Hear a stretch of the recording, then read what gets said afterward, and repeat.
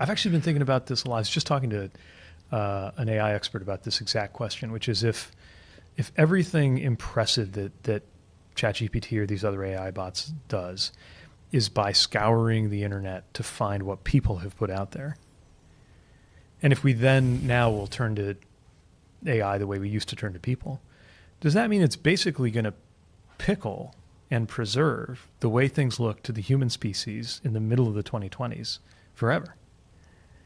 In other words, how much creativity can come from AI versus arranging and summarizing what has come by way of human creativity?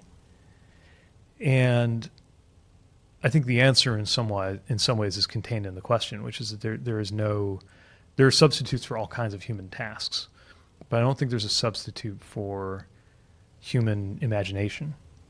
I think a machine's, if we even want to call it imagination, will just be categorically different, fundamentally different.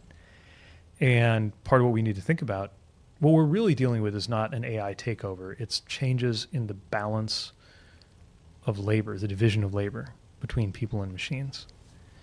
And as we think about what we want to hold fast, decisions that are moral decisions, for example, versus technical decisions, or creative decisions versus mathematical decisions, to some extent that just has to lie in human hands, or else we're not advancing as a species. I'll type that back into ChatGPT. Yes, you would have think. But what do we do long term in terms of sustainability? I mean, you've been vocal about how we're not as awakened to this as we need to be. I think so. So what should we be doing? Well, there's a safety piece. So we need to make sure that we're on top of all the safety implications and working that into all of our national security and homeland security approaches. It can be a tool, but it can be a real problem.